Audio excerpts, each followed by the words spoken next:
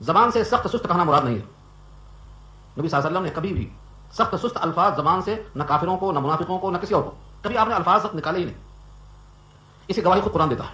پیچھے آیت آ چکی ہے، اس وقت پتہ نہیں آپ حاضر تھے کہ غیر حاضر تھے. 4 پارہ آل عمران. فبما رحمت من اللہ لنت لهم.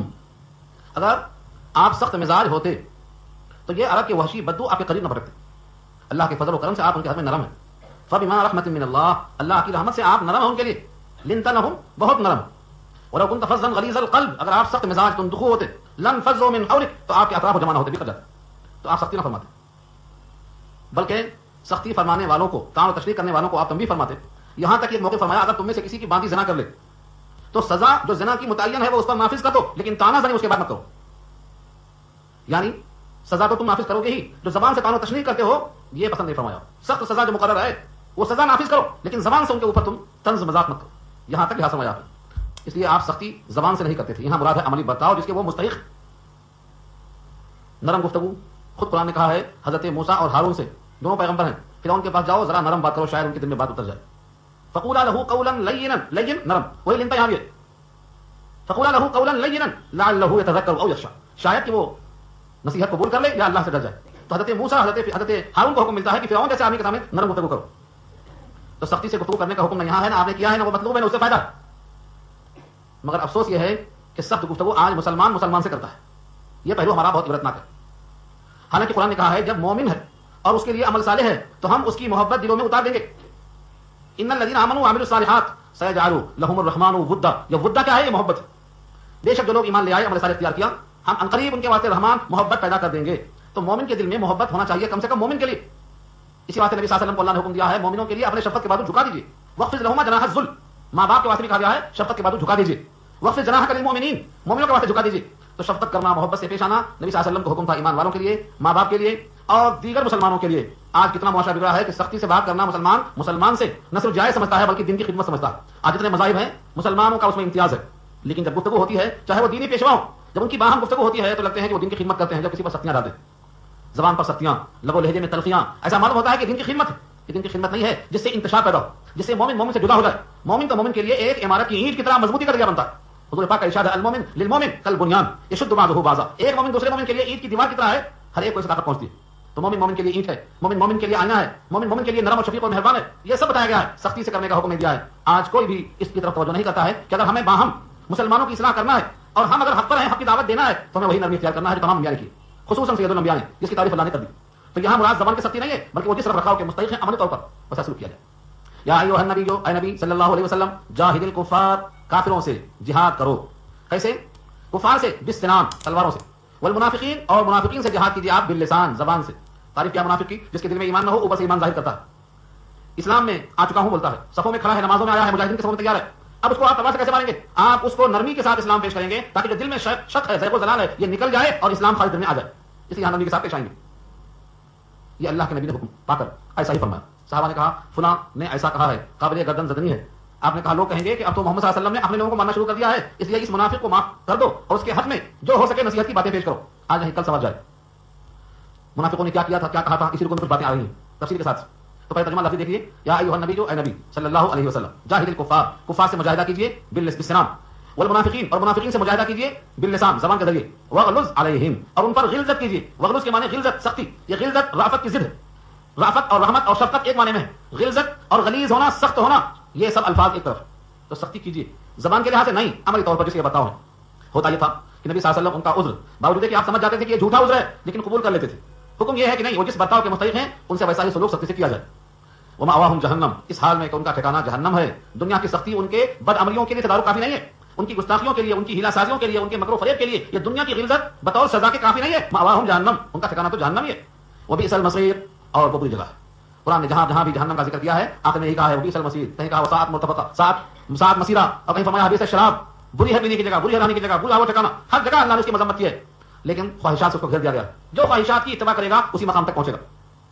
یہاں سے ان کفار کے ساتھ منافقین کا عملی مظاہرہ کیسا ہوتا تھا ایک مثال پیش کیا. یحلفون بالله ما قالوا ولقد قالوا كلمة الكفر وكفروا بعد اسلامهم وهموا بما لم ينالوا وما نقموا الا ان اغناهم الله ورسوله من فضله. اس میں ایک واقعہ بیان ہے. غزوہ تبوک سے لوٹنے کے بعد ایک منافق اپنی محفل میں کہہ رہا تھا کہ اگر وہ بات سچ ہے جو محمد کہہ رہے ہیں صلی اللہ علیہ وسلم اس نے اپنی محفل میں سمجھا کوئی دوسرا نہیں ہے. اگر وہ بات سچ ہے جو رسول اور پیغمبر کر رہے ہیں تب تو ہم گدھوں سے بدتر ہیں. وہ کیا بات تھی اور کس بات پر طنز تھا؟ منافقوں کا برا انجام. جیسا اوپر آیا ہے منافقوں کا برا انجام جہنم ہے. یہ نبی صلی اللہ علیہ وسلم نے اطلاع دیا تھا خطبے میں غزوہ تبوک واپسی کے موقع پر یا راستے میں. تو اس پر کہا اس منافق نے کہ اگر وہ بات سچ ہے جو محمد کہتے ہیں تب تو ہم گدھوں سے بدتر ہیں. ان کا ہمارا ٹھکانہ جہنم ہے اور گدھے بھی جہنم سے بچ جائیں گے. اس کا نام تھا جلاس. یہ منافق کا نام تھا جلاس. جھلا کر بولتا ہے یہ بات. آپ کو نام یاد رہے اس کے لیے یاد رکھو. جھلا کر بولتا ہے جلاس. جلاس اس کا نام ہے اور جھلا اس کی کیفیت ہے. جھلا کر اس کو بولتے ہیں بولنا. یہ گفتگو عامر بن قیس صحابی موجود تھے. انہوں نے سن لیا اور کہا یقیناً جو بات محمد صلی اللہ علیہ وسلم کہتے ہیں وہ سچ ہے اور یقیناً یہ بھی سچ ہے کہ تو گدھے سے بدتر ہے. اور نبی صلی اللہ علیہ وسلم کے پاس آ کر اس واقعے کو بیان کر دیا. نبی صلی اللہ علیہ وسلم بلوایا. آنے کے بعد وہ منافق کہتا ہے میں نے تو نہیں کہا, میں نے تو نہیں کہا, بالکل ہی جھوٹ ہے, میں نے ہرگز نہیں ایسا کہا. اب اس محفل میں سب انہیں کے لوگ تھے. گواہی کون دیتا؟ عامر بن قیس نے اللہ سے دعا کیا کہ اے اللہ اتنے تو قسم کھا لیا جھوٹ بولتے ہوئے, اب اس رات کو فاش کرنے والا اور کوئی نہیں ہے. میری آپ سے التماس سے گزارش ہے اس مظلوم کی بات کو سچ کا ثابت کر دیجیے. اس پر صحابی نے, نبی نے اور لوگوں نے آمین کہا. بولا نبی کی آمین, یہ آیت نازل ہو گئی. آمین کہا, ابھی ہاتھ چہروں پر پھیرے تھے کہ آیت نازل ہو گئی اور اس کا پورا پول کھل جاتا ہے. جب اس نے دیکھ لیا کہ میری بات پہنچ گئی عرش اعظم تک, وہاں سے اس کی وضاحت بھی آ گئی. تو اسی آیت میں آگے ٹکڑا رہا ہے کہ اگر وہ توبہ کر لے تو ان کے حق میں بہتر ہے ورنہ عذاب رکھا ہے. جلاس نے کہا اللہ کے نبی میرا عذاب تو فاش ہو گیا, میرا جھوٹ ثابت ہو گیا, لیکن اللہ نے اسی آیت میں مجھے موقع دیا ہے اگر توبہ کر لے تو معافی کا اعلان کر دیا ہے. میں سچی توبہ کرتا ہوں, مجھے معاف کر دو. اسی محفل میں توبہ کر لیا, ان کی توبہ مقبول ہو گئی. آیت کے الفاظ دیکھیے آپ. یحلفون باللہ, وہ قسمیں کھاتے ہیں اللہ کی. اس سے مراد جلاس اور اس کے ساتھی ہیں. ما قالوا, انہوں نے نہیں کہا. ما قالوا مانے قالوا فعل ماضی ہے اور ما نافیہ ہے. ما قالوا, انہوں نے کچھ بھی نہیں کہا. ولقد قالوا کلمۃ الکفر, اور البتہ تحقیق انہوں نے کہا ہے کلمہ کفر. کلمہ کفر کہا ہے, کلمۃ الکفر. وکفروا بعد اسلامہم, اور کفر کیا انہوں نے اپنے اسلام کا اظہار کرنے کے بعد. یہ ظاہری اسلام تھا, ورنہ حقیقی ایمان جب دل میں رچ بس جاتا ہے تو زبان سے کلمہ کفر نہیں نکلتا ہے. آج بھی جتنے بھی لوگ مسلمان نام سے جانے جاتے ہیں لیکن عملاً اسلام کے خلاف ان کی کتابیں نکلتی ہیں, یہ سمجھ جاؤ انہوں نے اسلام صرف ظاہر کیا ہے, حقیقی مسلمان ہو ہی نہیں سکتے. یہاں وہی کہا ہے انہوں نے اپنا اسلام ظاہر کیا. بعد اسلام ہی مانے بعد اظہار اسلام ہے, اپنے اسلام کو اظہار کیا انہوں نے کہ ہم مسلمان ہیں. نام سمجھ کر ہم بھی سن لیتے ہیں فلاں مسلمان فلاں مسلمان, حالانکہ یہ سب یہود ہیں, یہودیوں کے ایجنٹ ہیں. انہوں نے اسلام کو اپنے دل میں بسایا نہیں ہے. جب دل میں اسلام اتر جاتا ہے, ریگولیشن میں پیوست ہو جاتا ہے, پھر جان نکل جاتی ہے مگر ایمان نہیں نکلتا. یہ ایمان کی خاصیت رکھا ہے اللہ کے رسول. اس کا ثبوت چاہیے بخاری میں بدول وحی پہلا دوسرا صفحہ پڑھ لیجیے تفصیل سے. ہرقل بادشاہ کے سامنے جو سوال جواب ہوا ہے اس میں ہرقل نے یہی سوال کیا تھا کیا کچھ لوگ اسلام میں آنے کے بعد نکل بھی جاتے ہیں ناراض ہو کر؟ کہا نہیں نکلتے. کہا یہ تو علامت ہے سچ ہونے کی. جب ایمان دل میں رچ بس جاتا ہے, قلوب میں پیوست ہو جاتا ہے تو پھر وہ باہر نہیں نکل سکتا. تو حقیقی ایمان جب قلب میں اتر جاتا ہے تو علامتیں ظاہر ہوتی ہیں اور یہ موت کے دن بھی برقرار رہتا ہے. اس کی روح نکل جاتی ہے, ایمان نہیں نکلتا. آج اتنے لوگ اسلامی نام رکھ کر مسلمانوں کے صف میں شامل ہو کر اسلام کے خلاف کام کر رہے ہیں. یہ تو حقیقت اسلام والے نہیں ہیں, ان کے دل میں اسلام نہیں ہے. یہ صرف نفاق سے اور اپنے اسلام دشمنی سے اسلام میں داخل ہوئے. یہاں بھی ایسا ہوا. کفروا بعد اسلامہم, اپنے اسلام لانے کے بعد انہوں نے کفر کیا, کفر کا اظہار کیا. وہموا بما لم ینالوا, ہما کے معنی آتے ہیں کسی بڑے کام کا ارادہ کرنا. ہما اور اسی سے ہے اہتما. محتمم کو محتمم کیوں بولتے ہیں؟ وہ غم خواری کرتا ہے. ہما کے معنی کسی مہم کی طرف اشارہ کرتا ہے. زلیخا کے بعد یہی لفظ آیا ہے جب زلیخا کے لیے یوسف کے ساتھ سازش ہوئی اور دروازے پورے بند ہو گئے تو وہی لفظ ہے وغلقت الابواب وقالت حیث لک. وہاں کیا ہے اگر اللہ کا فرمایا ہے ولقد ہمت به وهم بها. تو ہما کے معنی پختہ ارادہ کر چکی تھی زلیخا اور یوسف بھی کر لیتے پختہ ارادہ اگر اللہ کی برہان نہ دیکھ لیتے. تو وہاں لفظ ہما استعمال ہوا ہے. تو کہیں بھی قرآن کریم میں آئے اذ ہمت طائفتان, دو فرقوں نے پختہ ارادہ کر لیا تھا. تو ہما کے معنی پختہ ارادہ کرنا, کسی بڑے کام کا عزم کر لینا. یہاں بھی کہا ہے وہموا, انہوں نے پختہ ارادہ کر لیا تھا. بما, ایسے کام کا لم ینالوا, جو حاصل نہیں ہو سکا. لم ینالوا, ان کو نہیں مل سکا. یہ پختہ ارادہ کون سے کام کا تھا جو حاصل نہیں ہو سکا؟ ابن ابی حاتم, ابن مردودیہ, بیہقی, کئی کتابوں میں اسی آیت پر لکھا ہے شان نزول بیان کرتے ہوئے کہ 13 منافقین غزوہ تبوک سے واپسی کے موقع پر راستے میں بیٹھ گئے تھے گھات لگا کر کہ ادھر سے جب گزریں گے نبی پاک تو ان کا کام ختم کر دیں گے. یہ ہے ان کا مقصد, وہ ہموں کا مقصد یہ. لیکن جبریل نے اطلاع کر دیا, اس راستے کو آپ نے چھوڑ دیا, اس راستے پر آپ تشریف نہیں لے گئے. بما لم ینالوا, مقصد نہیں مل سکا. یہ منافقوں کی سازش تھی, یہ راستے فاش ہو گیا. اللہ نے فرمایا کہ انہوں نے نبی سے دشمنی کیوں کی تھی؟ کیا نبی پاک نے کسی کو ذاتی طور پر نقصان پہنچایا, تکلیف دیا؟ جس کے اخلاق سب سے اعلیٰ ہو, جس کی ذات سراپا رحمت ہو, ان کے ساتھ انہوں نے ایسا ارادہ کیوں کیا؟ ہاں ہمارے اردو زبان میں بڑے سخت الفاظ ہیں, میں تو زبان پر نہیں بول سکتا ہوں, لیکن سمجھانے کو اشارہ کرتا ہوں کہ جب ہر طریقے سے کھانا پینا عزت راحت سب مل جاتی ہے اور اسباب جمع ہو جاتے ہیں اور کھانے کی معاش کی فکر نہیں رہتی ہے تو ایسی حرکتیں لوگ سوچتے ہیں. گندے الفاظ میں آپ تعبیر کرتے ہیں تو کر لیجیے, میں تو نہیں کر سکتا. لیکن اللہ نے یہاں فرمایا اور یہ سب انہوں نے اس واسطے سوچا, انتقام کرنا لینا چاہا. اس لیے کہ بدلہ کس بات کا ہے؟ صرف یہ کہ ان کو اللہ و رسول نے اپنے فضل سے غنی کر دیا تھا, دے دلا کر کچھ کر دیا تھا. بس ان کے نفاق کے باوجود اتنا دیا تھا کہ اس عطیہ سے یہ بوکھلا گئے تھے اور سمجھ رہے تھے کہ آپ کا کام ختم کر کے ہم ہی تو قابل ہو جائیں گے. وما نقموا الا ان اغناهم الله ورسوله, اور یہ انہوں نے صرف کس بات کا بدلہ کیا ہے کہ ان کو اللہ نے اور اس کے رسول نے رزق خداوندی سے مالا مال کر دیا ہے. من فضل ہی, اللہ کے فضل سے, یعنی اللہ کے دیے ہوئے رزق سے خوب غنی کر دیا تھا. اس غنا کی بنا پہ ایسا ہوا. نقمو کا لفظ قرآن میں اور بھی استعمال ہوا ہے، جسے سورہ بروج میں آیا ہے، وما نقموا منهم الا ان يؤمنوا بالله. ان کا جرم کیا تھا؟ صرف یہ کہ وہ اللہ پر ایمان لائے تھے. تو یہاں بھی ایسا کہ ان کے لیے کیا جرم تھا؟ صرف یہ تھا کہ اللہ و رسول نے ان کو اللہ کا فضل یعنی رزق اتنا دے دیا تھا کہ ان کو غرور آ گیا تھا.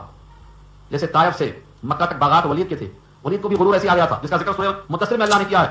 ہم نے اس کو بہت دیا، انہ کان لآیاتنا عنیدا، اتنا دیا کہ ہماری آیتوں سے عناد ہو گیا اس کو دینے کی وجہ سے. یہاں بھی ویسے ہی فرمایا، اتنا غنا بخشا کہ وہ غنی ہو گیا اور اب دنیا کی فکر نہ رہی تو یہ سوچی ہے. آج بھی فتنہ و فساد مزدور طبقہ نہیں کرتا، جس کو کھانے کی فکر ہے، معاش کی فکر ہے، چھوٹی غربت ہے، مفلسی ہے، یہ تو اپنے ہی کاروبار میں مسراتا ہے. نہیں سے غیبت کی فرصت ہے، نہ تہمت کی فرصت ہے، نہ چوری کی فرصت ہے، نہ سازش کی فرصت ہے، یہ تو دنیا میں لگا ہوا ہے. ہاں جن کو اللہ نے غنی کر دیا ہے وہی فساد کراتے ہیں، وہی منصوبے بناتے ہیں، وہی سوچتے رہتے ہیں کہ ہم کس کس طریقے سے اور آگے جائیں اور لوٹیں اور گھسیٹیں. جیسے آج بھی آپ محسوس کر رہے ہیں سارے عالم میں دنگا فساد کرنے والے کون ہیں؟ جن کو اللہ نے خوب غنا بخشا ہے یہ اسی کی بنا پر ایسا کر رہے ہیں. آخر میں کہا وہی اشارہ دیا فَإِن يَتُوبُوا يَكُنْ خَيْرًا لَهُمْ، اگر وہ توبہ کر لیتے ہیں تو ان کے حق میں یہ بہتر ہے. یہی ٹکڑا تھا جس پر اللہ نے کہا اللہ کے نبی میری بات تو واضح ہو گئی، میری غلطی آیا ہو گئی، میرا جرم ثابت ہو گیا، لیکن اللہ نے ہمیں موقع دیا ہے اگر توبہ کر لیں تو بہتر ہوگا. میں سچی توبہ کرتا ہوں، آپ آمین کریے. فَإِن يَتُوبُوا يَكُنْ خَيْرًا لَهُمْ، توبہ کر لیا بہتر ہو گیا ان کے حق میں. بعد میں ان کا ایمان ثابت ہو گیا، انہوں نے اپنی اصلاح کر لی، ان کے دل میں جو شک تھا یقین میں تبدیل ہو گیا کہ میری بات وہاں تک پہنچی اور وہاں سے اس کا جواب آیا، یقیناً نبی برحق ہیں، ان کا شک ہو گیا، ان کے احوال درست ہو گئے. وَيَتَوَلَّوْا يُعَذِّبْهُمُ اللَّهُ عَذَابًا أَلِيمًا فِي الدُّنْيَا وَالْآخِرَةِ، اور اگر وہ پیٹ پٹ ڈالیں يتولوا روگردانی کر لیں تو يعذبهم اللہ، ان کو اللہ عذاب دیں گے. کون سا عذابًا أليمًا، المناک عذاب، فی الدنیا والآخرہ، دنیا میں بھی اور آخرت میں بھی، دونوں جہان کا عذاب رکھا ہے.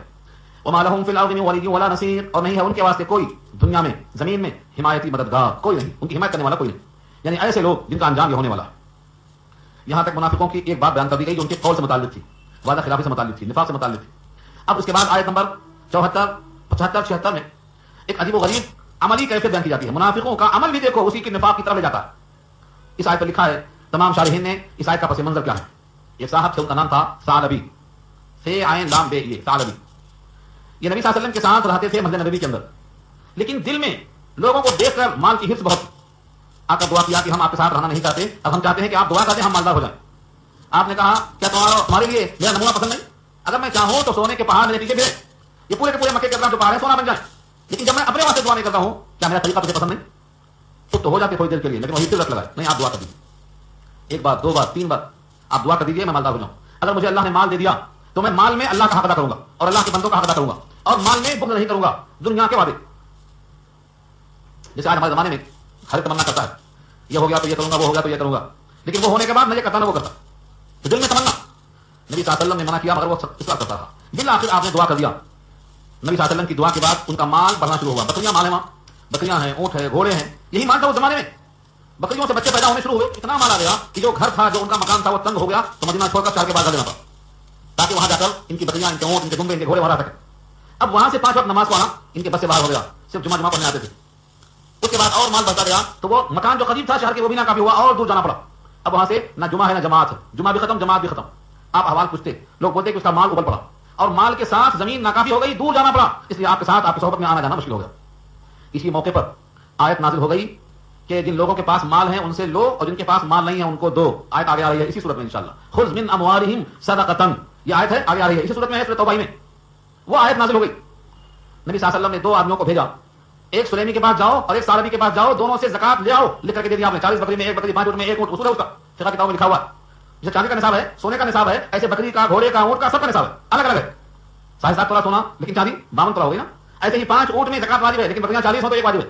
ایسے مستقل نصاب ہے. پھر اس کے نام بھی ہیں، میں یہاں سنایا تو وہی 4 گھنٹہ میں. اونٹوں کے نام ہیں، 1 سال کا ہے تو الگ نام، 2 سال کا ہے تو الگ نام، 3 سال کا تو الگ نام، اس کا نام کہیں جزا، کہیں حقہ، کہیں بنت لبون، یہ سب نام ہیں کتابوں کے اندر. اس تفصیل میں کہے بغیر اتنا کرتا ہوں کہ زکات واجب ہو گئی. حضور نے چٹھی پر لکھ کر 2 آدمیوں کو بھیج دیا، جاؤ اسے لے کے آؤ. اس کے پاس پہنچے قاصد تو کہتا ہے پیچھے دیکھنے کے بعد یہ تو لگتا ہے کہ ٹیکس ہے، جزیہ ہے، جو کافروں سے وصول کرتے ہیں وہ یہ معلوم ہوتا ہے. تم اور آگے جا رہے ہیں نا سلیمی کے پاس، وہاں جا کے آؤ، واپسی بات کریں گے. وہاں گئے، سلیمی نے بہت خوش ہوا کہ میرے مال کو اللہ کے نبی نے مانگا ہے، اللہ کے حکم سے جو مانگا ہے اس سے عمدہ پیش کر دیا. قاصد نے کہا ہمیں عمدہ لینے کا حکم نہیں ہے، اتقی، حضور نے فرمایا ہے اتقی، بچتے رہو کرائم اموالہم، لوگوں کے عمدہ مال لینے سے، جو واجب ہے وہی دینا. انہوں نے کہا میں اپنی خوشی سے پیش کرتا ہوں. اس میں بڑی سعادت کی بات ہے کہ میری محنت کا مال اللہ کے حکم سے اللہ کے نبی قبول کر لیں تو میں اس میں عمدہ نہ تو کیا دوں. یہ جذبہ دیکھ کر انہوں نے قبول کر لیا. واپسی میں آئے، پھر گئے ثعلبی کے پاس. ثعلبی نے کہا یہ تو ٹیکس معلوم ہوتا ہے، تم دونوں چلے جاؤ، میں ذرا غور کر لیتا ہوں. بس ترخانے کی بات ہو گئی. چلے گئے دونوں قاصد، جا کے پورے احوال سنا دیے کہ ثعلبی نے یہ جواب دیا اور سلیمی نے یہ جواب دیا اور یہ مال دیا. جب وہاں پہنچ گئے تو نبی صلی اللہ علیہ وسلم فرمایا وہی حق ثعلبہ، وہی حق ثعلبہ، وہی حق ثعلبہ، تو اس پر افسوس ہے ثعلبہ، تیری بدبختی ہے ثعلبہ. رنج اور غم کا اظہار فرمایا آپ نے، ایک بار نہیں 3 بار. اس مجلس میں کوئی رشتہ کا آدمی تھا, اس نے سن لیا کہ سالبہ کی اب خیریت نہیں ہے. دوڑتا ہوا آدمی پہنچا, سالبہ تیرے لیے تو نبی نے ایسے الفاظ کہے ہیں, تیرے مال سے تیری خیر نہیں, اور تیرے بارے میں قرآن کی آیت بھی نازل ہو گئی ہے. اب تو سالبہ بھاگا بھاگا آیا اور کہا اللہ کے نبی میرا مال قبول کر لیجیے. اللہ کے نبی فرماتے ہیں جب تک میرے اختیار میں تھا میں نے قاصد بھیجا تھا, لیکن تم نے اس اختیار کو رد کر دیا, قبول نہیں کیا. اب تو اللہ نے آیت نازل کر دی ہے, اب میں قبول نہیں کر سکتا. یہ واقعہ پر آیت نازل ہوئی ہے. ومنهم من عاهد الله لئن آتانا من فضله لنصدقن, اور ان میں سے بعض, منہم کا, منکم نہیں کہا, میں نے پہلے بھی عرض کیا ہے جہاں کم آئے وہاں تم مراد ہے یعنی مومن, اور جہاں منہم آئے ہم سے مراد وہ ہے یعنی منافق یا کافر. منہم منافق اور منکم مومن, پورے قرآن کریم میں تقریباً اس طرح ہے اللہ کی طرف سے.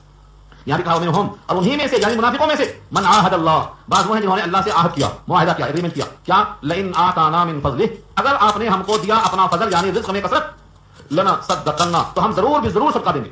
دیکھو یہاں تاکید کے الفاظ کیسے ہیں, لنصدقن, آخر میں نون پر تشدید ہے اور شروع میں لام پر زبر ہے. اس کو لام تاکید, بانون تاکید ثقیلہ کہتے ہیں, یعنی اس سے زیادہ اب تاکیدی الفاظ نہیں ہو سکتے. نون پر تشدید آئے اور شروع میں لام پر زبر آئے, لام مفتوحہ آ جائے, اس سے زیادہ تاکیدی الفاظ نہیں ہوتے. آخری درجہ یہ لنصدقن, ہم ضرور بھی ضرور صدقہ دیں گے یعنی مال کا حق پورا ادا کرتے رہیں گے, یہ وعدہ کیا. اور کیا کہا, ولنکونن من الصالحین, اور ہو کے رہ جائیں گے ہم خوب خیرات کرنے والوں میں سے, نیک کام کیا کریں گے. اللہ کی وعدہ کر دیا. اللہ نے اس وعدے کو یہاں نقل کر دیا تاکہ آج بھی لوگ جو دعائیں کرتے ہیں, منتیں مانتے ہیں, لمبی لمبی آہ نکالتے ہیں, سن لیں وعدہ قرض ہے, چاہے وہ بندے سے ہوتا ہے اللہ سے. جب کوئی معاہدہ کرو چاہے وہ بین اللہ ہو یا بین الناس ہو, اس کی تکمیل کرنا لازم ہے ورنہ مسئول ہوں گے, سوال کیا جائے.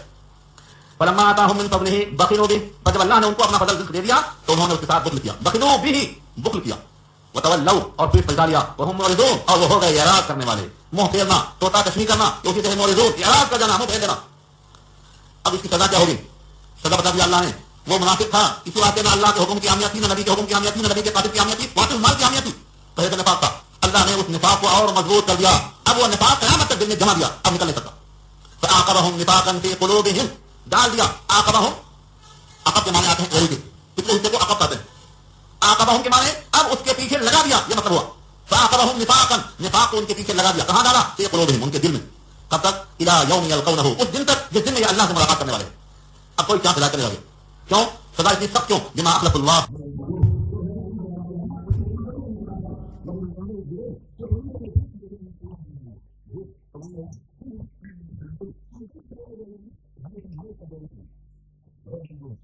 ایک تو نفاق بدعمالیوں سے اور پختہ ہوتا ہے. دوسرے یہ معلوم ہوا کہ کذب ہو یا وعدہ خلافی ہو, یہ عمل کی سزا دنیا میں بھی مل جاتی ہے. برائی سے برائی میں اضافہ ہوتا ہے, نیکیوں سے نیکی میں اضافہ ہوتا ہے, یہ وصول ہے. پہلے وعدہ خلافی کیا, اس کے بعد تکذیب ہوئی, جھوٹ کہا, اب نفاق میں اتنا پختہ ہو گیا ہمیشہ کے واسطے. اس سالبی کا حال کیا ہوا, سالبی خاک ڈالتا ہوا وقت آ گیا. نبی کریم صلی اللہ علیہ وسلم کے سن 10 ہجری میں وصال کے بعد جب صدیق اکبر خلیفہ بن گئے, سالبی ابھی زندہ ہے. آگر کہتا ہے صدیق میرا مال قبول کر لو. ابو بکر صدیق رضی اللہ عنہ فرماتے ہیں جس مال کو حضور نے رد کر دیا, صدیق اسے کیسے قبول کر سکتا ہے. پھر ابھی سالبی زندہ ہے. عمر فاروق کا زمانہ خلافت کا آیا, وہ 10 سال تک خلیفہ رہے, ہر سال سالبی کا مال دے سکتا رہا. آپ نے کہا جس مال کو اللہ نے منع کر دیا اور رسول نے انکار کر دیا اور صدیق نے واپس کر دیا, عمر فاروق کی کیا مجال ہے. قبول نے کہا میری ہمت کہاں ہے. تمہارے نفاق کو اللہ نے الی یوم یلقونه کر دیا کہ تم آج بھی اپنے نفاق کے ساتھ آئے ہو. آج بھی تم اگر سچی توبہ کر کے آئے ہوتے تو تمہارا مال واپس کر لیا جاتا, لیکن تمہارے دل میں نفاق تھا اور ہے اور اٹھایا جاتا رہے گا. کیوں, سزا مل چکی تمہیں. چنانچہ عثمان غنی نے بھی اس کو واپس کر دیا. عثمان غنی کے زمانے میں اس سالبی کا انتقال ہوا. اس کا مال ایسا رہا کہ اس سے کوئی خلیفہ کچھ نہیں ہوا. ایسے مال سے خسرت دنیا والآخرہ, نہ یہاں کچھ نہ وہاں کچھ. تو اس مال کی حقیقت یہ ہے, نہ مال رہا نہ صاحب مال رہا, سب چلے گئے. جتنے انسان نے دعویٰ کیا میرا مال, سب کا یہ حال ہونے والا ہے. آج کوئی یہ نہیں. قارون نے بھی یہی کہا تھا میری کمائی ہے, میری صلاحیت ہے, اوتی تو والا علم میرے پاس علم ہے اس سے میں نے حاصل کیا ہے. یہ قارون کے الفاظ سے قدر پڑا بھی, لیکن وہ بھی اسی مال کے ساتھ زمین میں دھس رہا ہے. فخسفنا به وبداره الارض, اس کے دار کو اس کے مال کو دھسا دیا, آج تک دھس رہا ہے, قیامت تک دھستا رہے گا. تو جس مال سے اللہ کا حق ادا نہ کیا جائے گا اس مال کو آپ مال مت سمجھو, جہنم کا آگ سمجھو, انگارا ہے. یہاں تک اس کی تکذیب وعدہ خلافی کی بنیاد پر نفاق میں ڈال دیا گیا. اصل قصہ کیا ہے, اس سوال کا جواب ہے. سوال یہ ہے جب بیچارہ رو کر تڑپ کر مال لے کر آیا تھا تو نبی نے قبول کر لیا ہوتا, صدیق اکبر نے قبول کر لیا ہوتا, صحابی نے قبول کر لیا ہوتا, آخر اس کی توبہ قبول کیوں نہیں ہوئی. اس کا جواب یہاں لگا ہمارے آئے, الم یعلموا, کیا ان کو یہ بات نہیں معلوم, ان اللہ یعلم سرهم ونجواهم وان اللہ علام الغیوب, بے شک اللہ جانتا ہے ان کے راز کو, ان کی سرگوشیوں کو, اور بے شک اللہ علام الغیوب ہے, تمام غیب کی باتوں کو جانتا ہے. آج بھی جو ایمان کے ساتھ نہیں آئے ہیں, لوگوں سے بچنے کے لیے اپنی آڑ کو اور اپنی جیب کو مٹانے کے واسطے مال لے کر حاضر ہوئے ہیں, ان کے دل میں آج بھی نفاق ہے. یعنی اللہ نے تصدیق کر دیا ادھر حقیقت اس کے دل میں نفاق ہے. اس نفاق کے ساتھ مال لے کر حاضر ہوا ہے. جہنم کے خوف سے نہیں, اللہ کے حکم سے نہیں, نبی کی محبت سے نہیں, بلکہ صرف لوگوں کے سامنے اپنی خدمت اور دعائی کو مٹانے کے واسطے آیا. اللہ کو خوب معلوم ہے, اس لیے اللہ نے اس کا عمل قبول نہیں کیا. یہ منافق کا ایک عملی پہلو تھا. اس سے پہلے منافق کا کفر یا کلمات اس کا مظاہرہ تھا. اب کس ایک اور رکھا جن منافقوں کا حال یہ تھا کہ نبی کریم صلی اللہ علیہ وسلم پر طنز کرتے تھے کہ ان کو صدقات کا مال نہیں دیا گیا. اس کو بتاتے ہیں کہ جو مستحق ہوگا ملے گا. اب صحابہ دو قسم تھے, 1000 درہم لائے تو لوگ بولتے ہیں انہوں نے ریاکاری سے دیا، دکھاوے کو دیا. اگر کوئی مزدور آ کر تھوڑا بہت خیرات دیتا تو یہ کہتے کہ دکھاوے کے لیے نہیں ہے، لیکن اس مال کی اللہ کو حاجت نہیں ہے، کیوں نہ کریے. دونوں صورتوں میں تنگ کرتے تھے. بعض صحابہ کمزور ماں کے لحاظ سے محنت کرتے، مزدوری کرتے، 2 دن شام میں مزدوری ملتی ہے، اس میں سے کچھ رکھ لیتے ہیں، کچھ خیرات کرنے کو نبی کے پاس پیش کرتے تھے. یہ کہتے ہیں اللہ کو اس کی حاجت نہیں ہے، اللہ کو اس کی ضرورت نہیں ہے. زیادہ دینے والوں کو ریاکار کہہ دیتے اور کم دینے والوں پر تنگ اور پابند کرتے. ان دونوں کا تذکرہ کیا اللہ نے. الذین یلمزون المطوعین من المؤمنین فی الصدقات. صدقات کے بارے میں جو مومنین اطاعت کرنے والے ہیں ان پر کیا کرتے؟ لمز. اطاعت ہے لمزہ اور حمزہ. وَلِكُلِّ ہُمَزَةٍ لُمَزَةٍ. تو حمزہ اور لمزہ، لمز کے معنی آتے ہیں سامنے طنز کرنا، تعانو تشریح کرنا، اور حمزہ کے معنی پیچھے آئے جوئی کرنا. حمازم مشائم بنمیم جو غلخور کے واسطے آتا ہے، اور لمزہ کے معنی آتے ہیں سامنے طنز کرنا. ان کو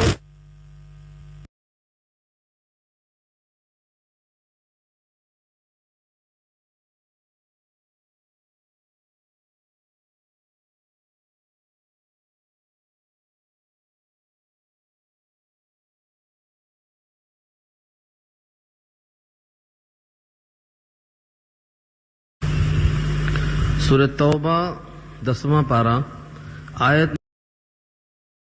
اوپر کی آیتوں میں تذکرہ یہ تھا کہ منافقین مختلف زاویے سے قابل مذمت ہیں. ان کا اخلاقی پہلو بھی بہت گرا ہوا ہے کہ وہ استہزاء کرتے ہیں اللہ کی آیتوں کے ساتھ اور معاہدہ کر کے خلاف ورزی کرتے ہیں، اور جب کبھی موقع آتا ہے تعاون کرنے کا تو بغاوت کرتے ہیں. مختلف زاویے سے ان کی مذمت گزشتہ آیات میں آ چکی ہے. ابھی سلسلہ کلام جاری ہے.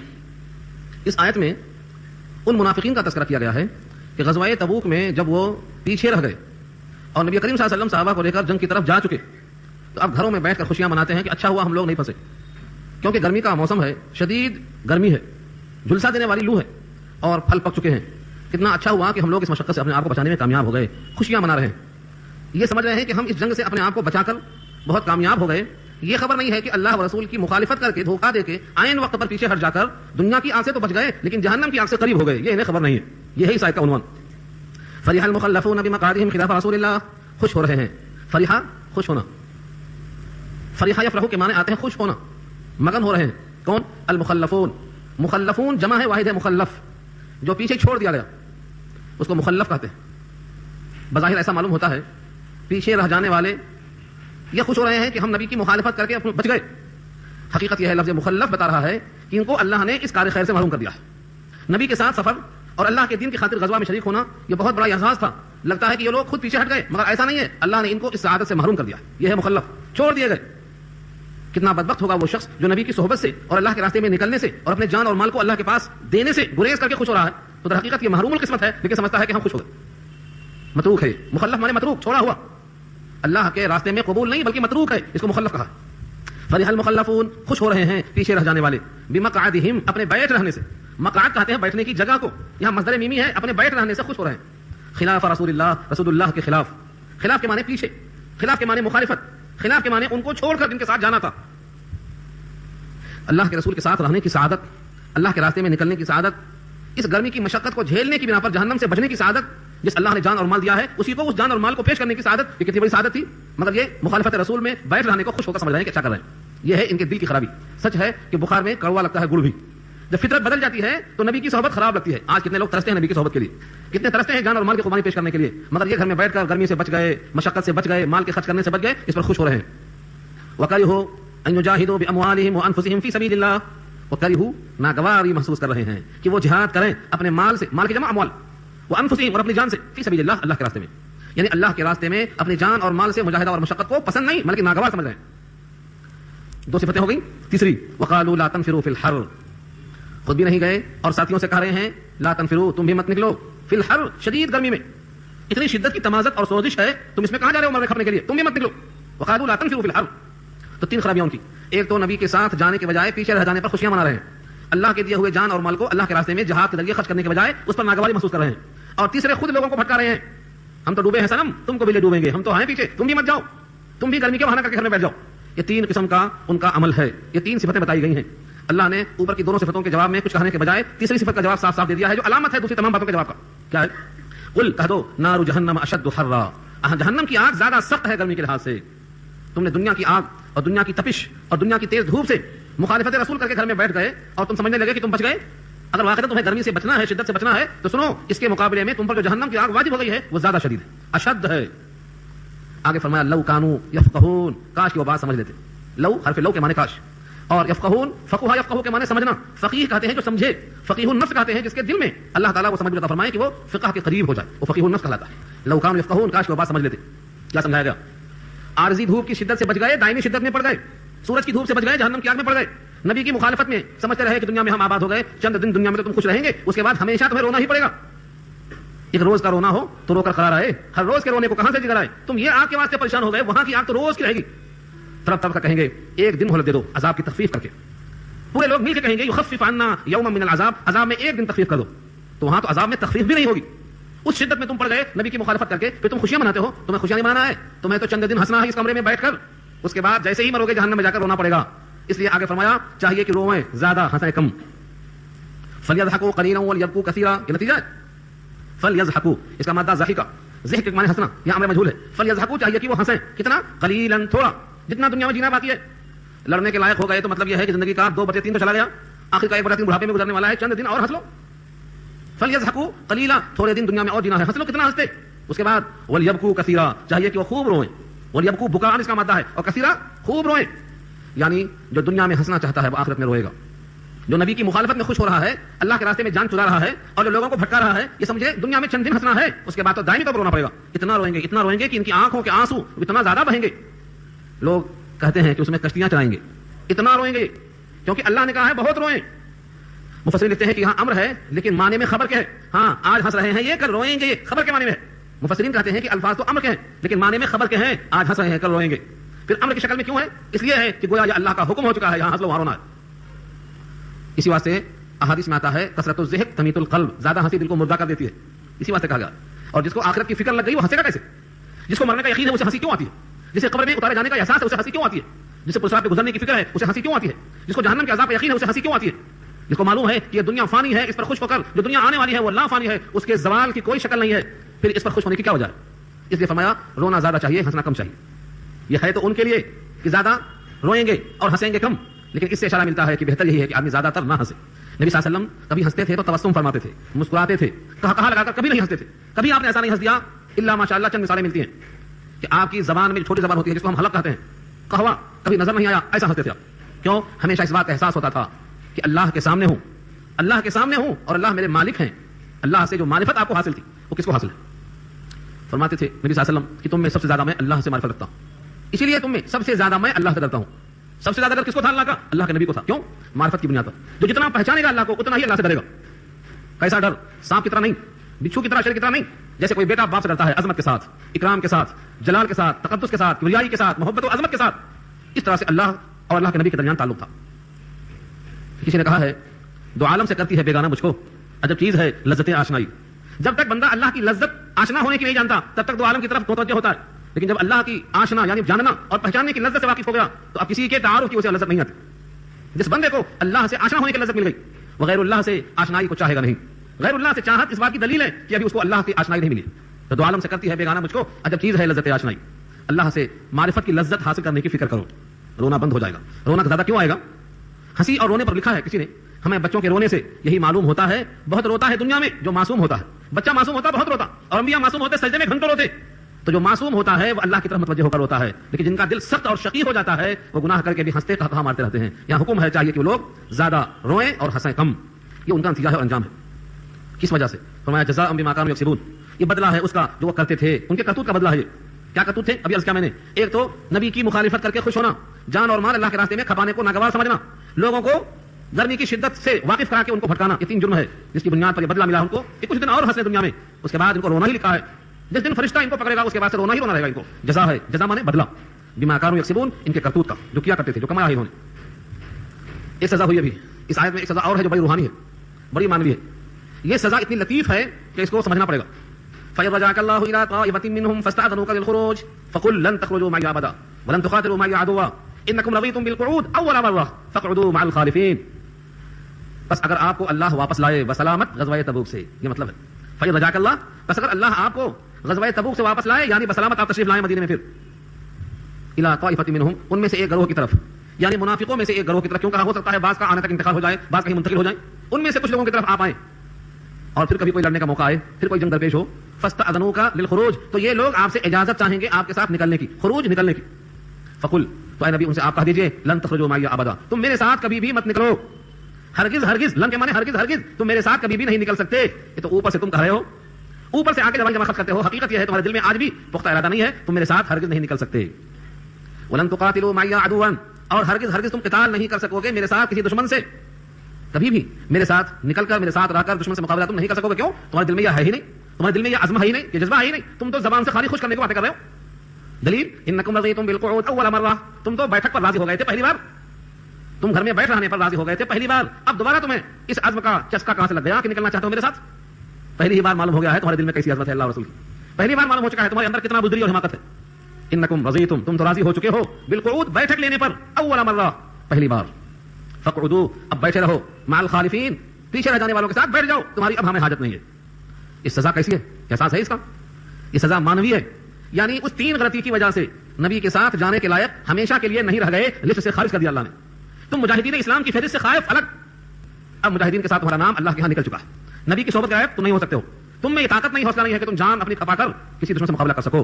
یہ اللہ نے ان کو ایسا کر دیا. حقیقت یہ ہے کہ نبی کی صحبت سے محروم کر دیا. یہ ایسا ہے جس کو عشق سے کچھ واسطہ ہے. مثلا اللہ نے کہا ہے قیامت میں جہنمی اللہ کے دیدار سے محروم ہو گئے. سزا ہے یا نہیں سزا ہے؟ کس کو معلوم؟ جو اللہ کی دیدار اور اللہ کے دیکھنے کی طلب رکھتا ہے اس کو معلوم ہے کہ اس میں سزا کتنی سخت ہے، کہ وہ اللہ کے دیدار سے محروم کر دیے گئے. یہ سزا ہے. جنت میں جانا اور جنت میں جانے سے محروم کرنا، دونوں میں جتنا بڑا فرق ہے. جنت میں جانے کے بعد ہر نعمت سے بڑی نعمت اللہ کا دیدار ہے. یہ اللہ کے دیدار سے معلوم ہو گئے تو جنت کی ہر نعمت سے معلوم ہو گئے. ایسے ہی جس کو نبی کی صحبت سے محروم کر دیا گیا، مجاہدین اسلام کی لسٹ سے خارج کر دیا گیا، ان کو ہمیشہ کے لیے ناقابل بھروسہ قرار دے دیا گیا. یہ سزا تو بہت بڑی سزا ہے، لیکن پھول کی پتی سے کٹ سکتا ہے ہیرے کا جگر. مرد ناداں پر کلام نرم و نازک بے اثر، یہ تو تھے ہی منافق، ان کا دل صحیح ہوتا تو یہ نوبت ہی کیوں آتی؟ ان پر ان باتوں کا اثر کیا ہو سکتا ہے؟ تو بے حس تھے. یہاں تک ان کے ساتھ سختی اور غلظت کا معاملہ پیش آیا. اس کے بعد ایک طویل واقعہ ہے، اس واقعے کے پیچھے ایک طویل حکایت ہے. کیا ہے وہ؟ غزوہ تبوک سے واپسی کے بعد منافقوں کے اپنے حوالات سنتے ہوئے آ رہے ہیں، جب سے 2 ہفتوں سے مسلسل منافقین نے کیسے کیسے حرکتیں کی. ایک منافق کا انتقال ہوا، عبداللہ ابن ابی ابن سلول، یہ منافقوں کا سردار تھا، انتقال ہوا. لیکن اس منافق کا ایک بیٹا جس کا نام عبداللہ، بہترین صحابی تھے، پکے سے عشق میں اللہ کے نبی، بیٹا پکا صحابی، لیکن اس منافق کے دل میں ایمان داخل نہیں ہو پا رہا. عبداللہ ابن ابی ابن سلول رئیس المنافقین انتقال کر گیا. اس نے آ کر کہا کہ اے اللہ کے نبی صلی اللہ علیہ وسلم، میری گزارش ہے کہ آپ اپنا کرتا ہمارے واسطے عنایت فرمائیں تاکہ ہم اس میت کو آپ کا کرتا پہنا دیں. کیوں؟ آپ کے کرتے کی برکت سے جہنم کی آگ قریب نہ آ سکے گی. نبی صلی اللہ علیہ وسلم نے کرتا نکال کے دے دیا. میری گزارش ہے کہ آپ جنازہ پڑھا دیں. جنازے کو آپ تیار ہو گئے، نہ صرف جنازہ پڑھایا، کرتا پہنایا اور قبر میں اترے اور منافق کے سر کو اپنی گود میں لے کر اپنی ران پہ رکھا اور اس کا منہ کھول کر اپنا لعاب دہن ٹپکایا. نبی رحمت کی رحمت دیکھو، اگر اللہ کی طرف سے نبی رحمت پر اختیار دے دیا جائے تو کوئی منافق بھی جہنم میں نہیں جا سکتا، کیونکہ منافق ہے یہ پکا معلوم.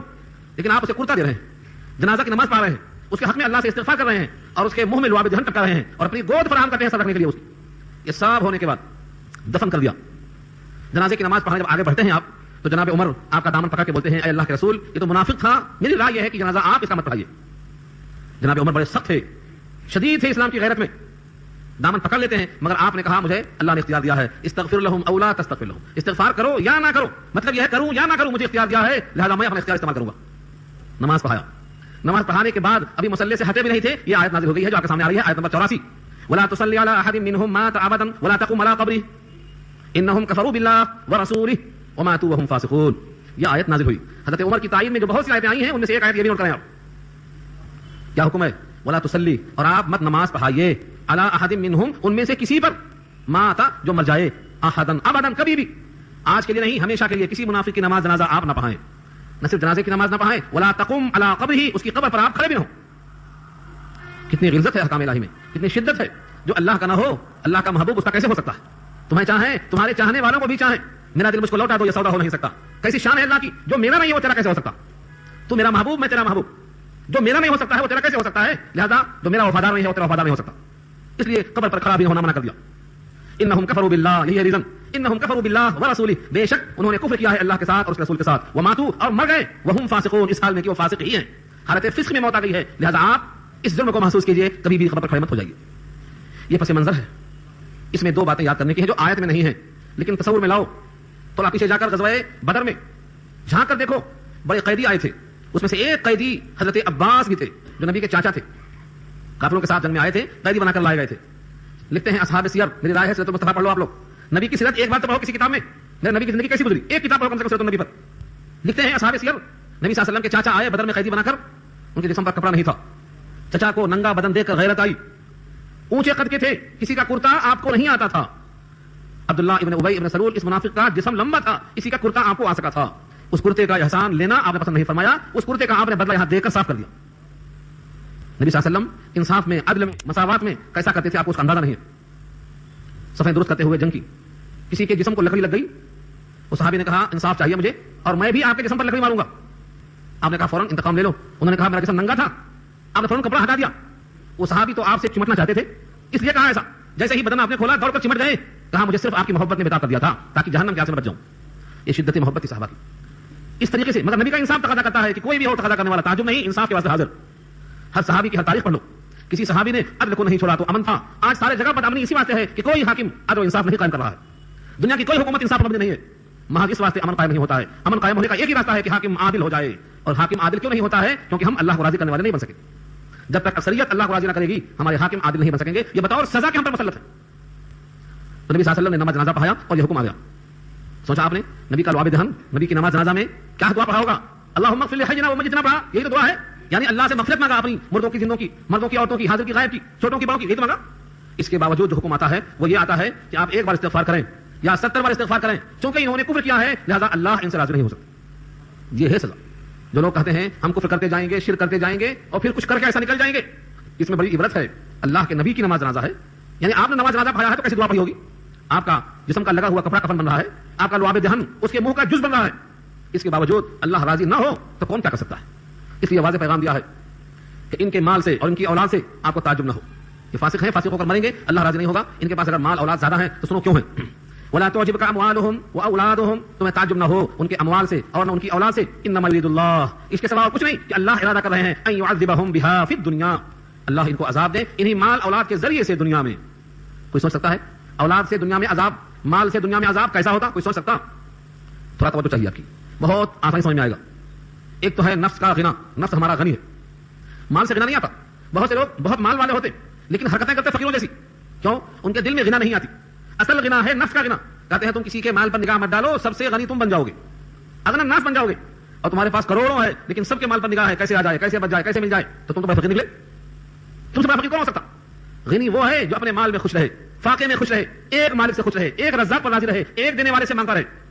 جو اللہ ہمیشہ دیتا ہے مانگنے والے کو اور بغیر مانگے بھی دیتا ہے, اتنا دیتا ہے کہ گن نہ سکے. تو جو ایک اللہ سے راضی ہو, ایک رب سے راضی ہو, ایک رزاق سے راضی ہو, ایک وہاب سے راضی ہو, ایک ہی مالک سے راضی ہو, وہ بندہ سب سے بڑا غنی ہے, چاہے اس کے پاس کچھ نہ ہو. اور جس کے پاس سب کچھ ہے لیکن دوسروں کے مال پر نگاہ ہے, کم مرے کب حاصل ہو. تو جیسے گدھ کی نگاہ ہوتی ہے مردے پہ, ویسی نگاہ ہے تو یہ غنی نہیں ہے, فقیر. 100 ہے تو 100 کرنے کی فکر میں لگا ہے, 1 کروڑ کو 5 کروڑ کرنے کی فکر میں لگا ہے, دن رات سر کرتا ہے. یہ ہے عذاب دنیا کا. انما يعذبهم بها في الدنيا, نہ رات میں چین ہے, نہ دن میں سکون ہے, نہ نمازوں میں مزہ ہے, نہ تلاوت میں مزہ ہے, نہ مالک کو پہچانتا ہے, نہ فکر آخرت جانتا ہے, نہ اس کے جینے کا کچھ فائدہ ہے, نہ کسی کو فائدہ پہنچاتا ہے, نہ کسی فائدہ حاصل کرتا ہے. خیر الناس من ينفع الناس, بہترین آدمی وہ ہے جو نفع پہنچائے. یہ تو نفع پہنچانے پر قادر نہیں, تو یہ مال کیا ہے اس کے لیے؟ سزا کا ذریعہ ہے. یہی حال اولاد کا بھی ہے. فلا تعجبک اموالهم واولادهم انما يريد الله ان يعذبهم بها في الدنيا, دنیا میں سزا ہے. اولاد سے سزا کیسے ہوتی؟ اولاد نافرمان, اولاد کی حرکتیں ایسی کہ جس سے بے عزتی ہو, رسوائی ہو, ذلت ہو. اولاد ایسی لاخرہ جس کے تحفظ میں ہمیشہ فکر مند ہو, کروڑوں جمع کر کے جاؤ, ویران کر کے بیٹھنے والی اولاد. اسی واسطے انبیاء کا حال لکھا ہے قرآن میں, جب کسی نبی کا انتقال ہوتا تو اولاد کو قریب کر کے پوچھتا کیا کھاؤ گے نہیں, کیا کماؤ گے نہیں, کون سا کاروبار کرو گے نہیں, میرے بعد کس کی بندگی کرو گے. اذ حضر یعقوب الموت اذ قال لبنیہ ما تعبدون من بعدی, یعقوب کے پاس موت حاضر ہوئی, قریب المرگ ہوئے, بیٹوں کو جمع کیا, میرے بعد کس کی پوجا کرو گے. جب بیٹوں نے کہا دیا ایک معبود کی تو خوش ہو گئے, روح نکل گئی آسانی سے. کیا مطلب ہوا؟ اولاد مواحد ہو تو یہ سرور کا باعث بنتی ہے, اور اولاد متنفر کرنے والی ہے تو اولاد سے سرور نہیں ملتا. اسی واسطے قرآن نے دعا سکھلایا ہے ہر اولاد والا آدمی اللہ سے دعا کرے, واصلح لی فی ذریتی, واصلح لی فی ذریتی, واصلح لی فی ذریتی, میری اولاد میں آپ اصلاح کر دیجیے.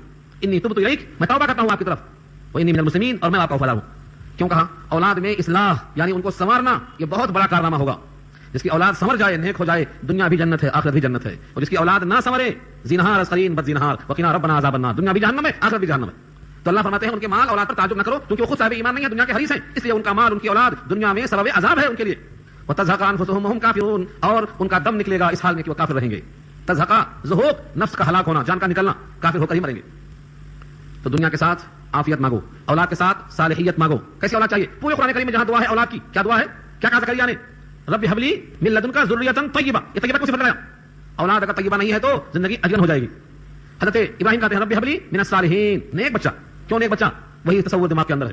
جہاں اللہ نے خوشخبری دی وہاں بھی کہا فبشرناہ بغلام حلیم. یہ حلیم صفت کو لگایا اسماعیل کی، بچہ بڑا بردبار ہے. تو نبی نے مانگا تو بھی صفت لگایا اور اللہ نے دیا خوشخبری تو بھی صفت لگایا. یعنی اولاد اگر صالح نہ ہو تو وہ تو مضر ہے، کوفت کا باعث ہے. حضرت نوح پیغمبر ہے، اولاد غیر صالح ہے، ان کا بیٹا پانی میں ڈوب رہا ہے. کہتے ہیں اللہ آپ نے وعدہ کیا تھا کہ تیرے اہل کو بچاؤں گا، یہ میری اہل ہے، میرا اولاد ہے، ڈوب رہی پانی میں. اللہ نے کہا انی اعوذک ان تکون من الجاہلین، میں تجھے نصیحت کرتا ہوں کہ تم مت ہو جانا نادانوں میں سے. انہ عمل غیر صالح، تیری اولاد کیسے؟ تو صالح ہے وہ غیر صالح ہے، تیری اولاد نہیں ہو سکتا. آم کے درخت میں نیم نہیں لگ سکتا، اگر لگا ہے تو تیرا پھل نہیں ہو سکتا. انہ عمل غیر صالح، اس کا عمل غیر صالح ہے، لہذا تیرا اہل نہیں ہو سکتا. انبیاء میں سے نبی کی اولاد اگر عمل غیر صالح ہے تو باعث کوفت ہے. ایک نبی نہیں، سورہ مریم دیکھو 16 پارہ، 5 نبیوں کا نام لیا اللہ نے، حضرت موسیٰ کا، اسماعیل کا، ادریس کا اور ابراہیم کا. کئی نبیوں کا نام لے کر آخر میں کہا ان کے بعد ان کی اولاد ناخلف پیدا ہوئی، ان کی اولاد ناخلف پیدا ہوئی، خواہشات کے پیچھے پڑ گئی، نمازوں کو ضائع کرنے لگی، جہنم میں چلی گئی. الفاظ آیت نوٹ کریں فخلف من بعدهم خلف اضاعوا الصلاة واتبعوا الشهوات فسوف يلقون غيا. تو انبیاء کی اولاد بھی اگر ناخلف ہو تو باعث کوفت کون ہوتی ہے؟ یہ تو کافر کی اولاد ہے. یہاں تو ہے پہلے سے نیم کا پتا، مزید صحبت خراب ہونے سے اور خراب ہو گیا. اس لیے آپ پر لازم ہے اولاد کی جب دعا کریں تو صالح ہونے کی دعا ساتھ ساتھ کر لیا کریں. اولاد صالح نہیں ہے تو تعجب کی چیز نہیں ہے، تو اللہ کی عطا ہے. کیا بچہ اس بچے والے کا ہے؟ اکثر سمجھتے میرا بیٹا، میری اولاد، لڑکا میرا ہے بولتے، جھوٹ ہے یہ. دنیاوی لحاظ سے آپ بول لیجیے، حقیقت میں قرآن نے آپ سے سوال کیا ہے، تم نے پیدا کیا کہ ہم نے؟ سچ سچ بولو، کیا کیا تم نے کیا کیا؟ انتم تخلقونہ ام نحن الخالقون، تم نے خالق ہو کہ ہم خالق ہیں؟ بولو. ہم جانتے ہیں تم نے صرف اپنی شہوت پوری کی ہے، اس رحم میں ٹپکایا ہے تم نے، اس کے بعد تم نے کیا کیا؟ اس کو ہم نے تیار کیا. سورہ واقعہ پڑھ لو، سورہ واقعہ تیسرا رکوع دیکھو. انتم انشأتم، کیا تم نے تیار کیا یا ہم نے تیار کیا؟ اللہ نے واضح پیغام دے دیا ہے اس کے خالق تم نہیں ہو، اس کے خالق ہم ہیں. مگر باپ ہونے کا رشتہ ہم نے قائم کیا ہے تاکہ اس پر شفقت ہو اور تمہارے بڑھاپے کا احترام کیا جائے، تمہارے بڑھاپے کا احترام کیا جائے اور اس پر شفقت و سایہ کیا جائے. دونوں کا فائدہ ہے، ورنہ دونوں تو میری تخلیق ہو، پیدا میں نے کیا ہے. یہاں تک انسان کا ذکر کیا بلکہ گھوڑوں کا، بیلوں کا، جانوروں کا ذکر کیا اللہ نے کہ پیدا ہم نے کیا اور مالک تم بن گئے. پیدا ہم نے کیا مگر تم مالک بن گئے. میری بھینس، میری گائے، میرے بیل تم کہاں سے لائے؟ اولم یروا انا خلقنا لهم انعاما، سورہ یاسین میں دیکھ لو، سورہ یاسین کے الفاظ ہیں یہ، فہم لها مالکون، ہم نے پیدا کیا یہ مالک بن گئے. کیسے بن گئے مالک؟ تو حقیقی بات یہ ہے کہ ان کا مال، ان کی اولاد ان کا ہے ہی نہیں، نسبت لگی ہے صرف. تو تعجب کرنے کی کوئی ضرورت نہیں ہے، یہ اللہ نے دیا ہے ان کو جانچنے کے لیے، آزمائش ہے. نبلوکم بالخیر والشر، ہم جانتے ہیں انسان کو کبھی خیر سے کبھی شر سے، کبھی دے کر کبھی لے کر، کبھی صبر کا موقع دیتے کبھی شکر کا موقع دیتے. یہ ہماری شان ہے، ہم جانچتے ہیں انسان کو. اس کے بعد منافقین کا حال بھی جاری ہے. منافقین کے احوال میں سے ایک حالت یہ بھی ہے جب کوئی صورت نازل ہوتی اور ان سے کہا جاتا کہ اللہ پر ایمان لے آؤ اور اللہ کے نبی کے ساتھ خلوص دل سے مجاہدہ کرو، تو جو صاحب ثروت، صاحب دولت، صاحب قدرت ہوتے ان میں سے وہ آپ سے اجازت مانگ لیتے، ہم تو آپ سے رخصت چاہتے ہیں، اور کہتے ہمیں چھوڑ دیجئے، ہم رہ جانے والوں کے ساتھ. کیوں؟ ان کو موت سے بڑی گھبراہٹ ہوتی ہے، یہ مرنا نہیں چاہتے. دنیا بڑی اچھی بنائی ہے، دنیا کا گھر اچھا ہے. سورۃ کوئی ٹکڑا، کوئی آیت یہ کہ ان آمنوا باللہ، کہ ایمان لاؤ اللہ پر، وجاہدوا اور مجاہدہ کرو، مع رسولہ اس کے رسول کے ساتھ. استأذنک اولو الطول منہم، ان میں سے جو اولو الطول ہیں یعنی قدرت والے، طاقت والے، دولت والے، جو آپ کے ساتھ نکلنے کی سخت رکھتے ہیں، استأذنک آپ سے اجازت طلب کرتے ہیں. وقالوا اور کہتے ہیں ذرنا ہم کو چھوڑ دو، نکن ہم رہ جائیں، مع القاعدین بیٹھک لینے والوں کے ساتھ ہم رہ جائیں. یہ کون ہے بیٹھنے والے؟ عورتیں ہیں، بوڑھے ہیں، بچے ہیں، بیمار ہیں، ایسوں کے ساتھ ہم رہ جائیں بولتے ہیں. ہیں کیسے؟ صاحب ثروت اور دولت. تبصرہ ہے ان کی حالت پر اللہ کی طرف سے، رضوا بان یکونوا مع الخوالف، یہ راضی ہو گئے ہیں اس بات پر کہ رہ جانے والوں کے ساتھ. حیرت ہے، اللہ نے معذور نہیں بنایا، بوڑھا نہیں بنایا، بیمار نہیں بنایا، سکت والا بنایا، طاقت والا بنایا، مگر راضی کس پر ہیں؟ رہ جانے والوں کے ساتھ، کمزوروں کے ساتھ، بوڑھوں کے ساتھ، بیماروں کے ساتھ، بے حیثیت والوں کے ساتھ. حقیقت کیا ہے؟ طبع علی قلوبہم، ان کے دل پر مہر لگ گئی، فہم لا یفقہون، اب یہ سمجھنے سے قاصر ہیں کہ دنیا کا عیش عارضی ہے، اس کے بدلے میں وہ عیش ہم چھوڑ دے رہے ہیں. اس لیے لا یفقہون، سمجھ میں یہ بات نہیں آتی ہے کہ دنیا کا عیش اختیار کرتے ہیں جو کہ فانی ہے، اور وہاں کا عیش چھوڑتے ہیں جو کہ لا فانی ہے، اس کے بدلے ملنے والا ہے کھونا جنت کے مزے ان کے لیے. لطف دنیا کے ہیں قید ان کے لیے، کھونا جنت کے مزے ان کے لیے. یہ کیا تو نے تو نادا یوں کیا، گل دیے تن کے لیے، گل دینا ہے تن کے لینا ہے، کیونکہ دنیا فانی ہے، دنیا بہرحال قلیل ہے، دنیا بہرحال اضطراب کی جگہ ہے، اس کے بدلے میں آخرت لا فانی ہے. اس کے بعد استثناء ہے ان کا، فضائل ہے ان کے جو اپنے جان مال کو نبی کے ساتھ لگانے پر تیار ہو گئے. لیکن الرسول والذین آمنوا معه جاهدوا باموالهم وانفسهم، لیکن رسول اور وہ لوگ جو ایمان لے آئے نبی کے ساتھ مجاہدہ کر رہے ہیں اپنے مال اور جان سے. کیا صفت ہو گئی؟ اللہ کے نبی اور ایمان والے جو اپنے جان اور مال سے مجاہدے میں لگے ہوئے ہیں. اللہ فرماتے ہیں واولئک لهم الخیرات، وہی لوگ ہیں جن کے لیے ساری خوبیاں ہیں. واولئک لهم، وہی ہیں ان کے لیے ہے الخیرات. خیرات کیا ہے؟ ایک خیرات ہے اردو کی جس کو بھیک بولتے ہیں آپ، صدقہ بولتے ہیں آپ. یہ خیرات عربی میں نہیں ہے، خیر کی جمع خیرات، اور خیر کے معنی بھلائی اور خوبی اور اچھائی. قرآن کریم میں جہاں خیر آتا ہے دو معنی میں آتا ہے، ایک خیر مال کے معنی میں آتا ہے اور ایک خیر بھلائی کے معنی میں آتا ہے. اگر ورثہ میت کے بعد کچھ تقسیم کرنا چاہتے ہیں تو اس مال کو خیر کہا ہے، بلا مشقت کے ملتا ہے، اور یہ بھی خیر کی جمع خیرات ہے، بھلائیاں. سورہ رحمان پڑھا ہوگا آپ نے، فیہن خیرات حسان. یہ خیرات کون سی ہے؟ بھیک ہے یہ. فیہن خیرات حسان، جنت کی حوروں کا ذکر ہے، وہ بہترین چیز کو خیرات کہا اللہ نے. یہاں بھی کہا ہے ان کے واسطے ساری خوبیاں ہیں، الخیرات لگا ہے، الف لام آل کے معنی میں ساری خوبیاں ان کے واسطے. واولئک هم المفلحون، اور وہی لوگ ہیں فلاح پانے والے. مفلحون فلاح، حی علی الفلاح، آ جاؤ کامیابی کی طرف. یہ ہے کامیابی کہ مجاہدہ کریں مال اور جان کے ساتھ. آج بہت لوگ سوچتے ہیں کہ ہم مجاہدہ کرنا چاہتے ہیں، کیسے کریں؟ بہت اچھے سوال. ہم نبی کے ساتھ ہوتے تو ہم بھی مجاہدہ کرتے، اب ہم کیسے مجاہدہ کریں؟ آدمی اپنے نفس سے مجاہدہ کر لے، بہت بڑی بات ہے اس زمانے میں. اللہ کے نبی کا حکم مان کر، سنتوں پر چل کر اپنے نفس کو دبا لے، یہی مجاہدہ بہت بڑی چیز ہے. جو شخص اللہ کے حکموں کو مانے گا اور نبی کے طریقے کو اپنائے گا، وہ تو کم سے کم نماز تو پڑھے گا، 5 وقت کی، پاک صاف تو رہے گا، اپنے جسم سے کسی کو ضرر نہیں پہنچائے گا، اپنے ذہن سے غلط منصوبہ نہیں باندھے گا، مسلمانوں کو خراب کرنے کے لیے پلاننگ تو نہیں کرے گا، آپس میں فساد کرنے کے واسطے منصوبہ نہیں بنائے گا. تو اللہ کی طرف سے یہ توفیق اگر مل جائے تو بہت بڑی بات ہے. آج مسلمانوں سے ہی پریشان ہے. سچ ہے، مسلمانوں کو تکلیف دینے والے جتنا کافر ہیں، اس سے زیادہ مسلمانوں کی تکلیف مسلمانوں سے ہے. اس کے لیے ہمارے گاؤں کے بوڑھے مثال دیا کرتے تھے، ایک درخت کاٹنا ہے، بڑا درخت، اس کے لیے لوہے کا بسولہ چاہیے، لوہے کا آرا چاہیے، مگر وہ لوہے کی مشین بغیر لکڑی کے بیٹھ کے چلتی نہیں، چھالے ہاتھ میں آ جاتے. ہر آرے میں لکڑی ضروری ہے، ہر کلہاڑی میں لکڑی ضروری ہے، تب جا کے درخت کٹتا ہے. تو مسلمانوں کو پست کرنے کے لیے مسلمانوں ہی کو انتخاب کیا جاتا ہے، ورنہ اس قوم پر بھاری کون ہو سکتا ہے؟ اس پر بھاری کوئی نہیں ہو سکتا ہے، چاہے وہ افغانستان ہو یا دنیا کا کوئی ملک ہو. جہاں بھی مسلمانوں پر غلبہ کسی کو ملا ہے اسی وقت ملا ہے جب مسلمانوں کو خریدا گیا ہے. جب تک مسلمان نہ بکیں گے ان کو کوئی طاقت مغلوب مسخر کر ہی نہیں سکتی ہے. ان کے ساتھ اللہ کی قوت ہے، کثرت مت جاؤ، آرے شکست مت دیکھو. تو جب کبھی بھی انہوں نے محنت کی ہے، مجاہدہ کیا ہے، ان کا اجر ان کو ملے گا. یہ شہید ہوں گے تو غازی اللہ کے پاس اجر پائیں گے شہادت. لیکن سوال یہ ہے کہ مسلمانوں کو جو تکلیف پہنچتی ہے، اس واسطے پہنچتی ہے کہ ان کی فکر نہیں بنی ہے. ان کو چاہیے کہ وہ اپنے جان اور مال سے مضر نہ بنے، مفید بنے. بس کم سے کم درجہ یہ ہے مسلمان کے لیے اگر مفید نہیں بن سکتا ہے تو کم سے کم مضر نہ بنے. ان کی غیبت کر کے، ان کی چغلی کر کے، ان کے درمیان جھگڑا فساد لگا کے، ان کے رشتوں کو کٹوا کے، ان کے درمیان فساد پیدا کر کے مضر بن جاتا ہے. کم سے کم درجہ ہے نبی کے زندگی پر چلنے کا، نبی کے طریقہ اپنانے کا کہ آدمی مفید بنے، مضر نہ بنے. اللہ فرماتے ہیں ان کے لیے کامیابی ہے، ان کے لیے بہترین ساری خوبیاں ہیں. اور آخرت میں کیا ہے؟ اعد اللہ لهم جنات تجری من تحتها الانہار. تیار کیا اللہ نے ان کے لیے. اعدہ فعل ماضی ہے، تیار کریں گے نہیں، پکا کے رکھیں گے نہیں. اعدہ فعل ماضی ہے، تیار کر دیا. جنت تیار ہے. کوئی سوچے برزخ میں رہیں گے، برزخ کے بعد محشر میں آئیں گے، تب حساب ہوگا، تب جنت میں جائیں گے، ایسا ہی لکھا ہے؟ بے شک ایسا ہی لکھا ہے. لیکن یہ بھی لکھا ہے کہ مرتے ہی اگر مومن ہے تو اس کی روح نکلتے ہی سبز ریشم کے کپڑوں میں جاتی ہے، اور جیسے ہی دفن ہوتا ہے سوال جواب ہوگا، صحیح جواب ملنے کے بعد کھڑکیاں جنت کی کھل جاتی ہیں. جنت میں جائے گا بعد میں، لیکن کھڑکیاں کھل جاتی ہیں، توشہ وہاں سے شروع ہو جاتا ہے، ہوائیں وہاں سے نکلنے شروع ہو جاتی ہیں. ہم نے بیان کیا اس سے پہلے جنت کا جہنم میں، سنیے اس کو آپ، مٹی کے گھر میں سنیے، کھڑکیاں کھل جاتی ہیں اس کے لیے. جس کو عمدہ ڈبے میں جگہ ملنے والی ہوتی ہے اس کا ویٹنگ روم بھی عمدہ شروع ہو جاتا ہے. نہیں معلوم ہے یہ؟ فرسٹ کلاس والے سفر کرنے والے کو ویٹنگ روم میں ہی اچھائی مل جاتی ہے. تو اللہ کا یہ انتظام ہے، جیسے ہی مرے گا اس کی روح علیین کے اندر پہنچے گی، دروازے کھل جاتے ہیں. البسوہ من الجنہ، جنت کے لباس، جنت کی ہوائیں سب شروع ہو جاتی ہے. تو جنت تیار ہو گئی ہے، اب وہ انتظار میں ہے. مرزا غالب نے اسی کا مذاق کیا تھا نا، ایسی جنت کو کیا کرے کوئی جس میں لاکھوں برس کی ہو رہے ہیں، سب بوڑھی ہو گئی ہوں گی. کب سے ہے وہ جنت؟ جب سے بنی رکھی ہوئی ہے، آدم کے زمانے سے سب عورتیں بوڑھی ہو گئی ہوں گی. یہ انسان کا تخیل ہے. اللہ نے جو بنایا ہے نہ کوئی کان سن سکتا، نہ آنکھ دیکھ سکتی، نہ دل سمجھ سکتا ہے، بس اللہ کا انتظام ہے. جنت تیار ہے. بخاری نے ایک بات کیا ہے، باب صفت الجنہ، جنت کی صفتوں کا بیان، اس چیپٹر کو پڑھیے. جنت تیار ہے، انتظار کر رہی. اعد اللہ لهم جنات، اللہ نے تیار کر دیا ہے ان کے لیے باغات، تجری من تحتها الانہار، بہتی ہیں اس کے نیچے سے نہریں. ہر جگہ ہی آئے گا. کیوں؟ جس باغ کے نیچے نہریں جاری ہوں اس کے اندر شادابی، سبزہ زار، بہترین فضا، پرکیف منظر ہوگا. اس لیے کہا ہے بہترین باغات ہیں، خالدین فیہا، اس میں ہمیشہ ہمیشہ رہیں گے. ذالک الفوز العظیم، یہ بڑی کامیابی ہے، یہ بڑی کامیابی ہے. کسی کے لیے داخلہ مل جائے اس باغ میں، یہ بڑی کامیابی ہے. کسی کو اللہ کامیاب کر دے، یہ بڑی کامیابی ہے. کسی کو ساری خوشیاں مل جائیں، یہ بڑی کامیابی ہے. کسی کو نبی کے راستے پر چلنے کی توفیق مل جائے، یہ بڑی کامیابی ہے. اس کے بغیر چارے کار نہیں ہے. یہاں تک ہمارا رکوع پورا ہو گیا، آگے نیا رکوع شروع ہوتا ہے.